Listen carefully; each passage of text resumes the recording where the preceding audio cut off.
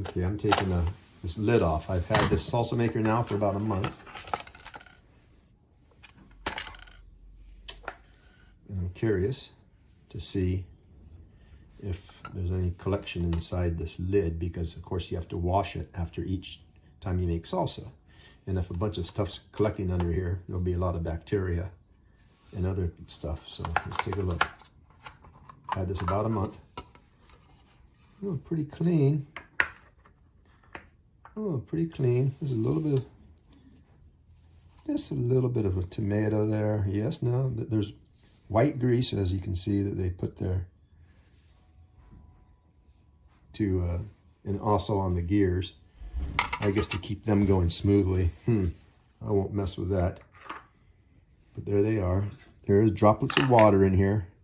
It's overall pretty clean, but not 100%, which is why you probably want to clean it after 3 months, 6 months, depending on how much you use it.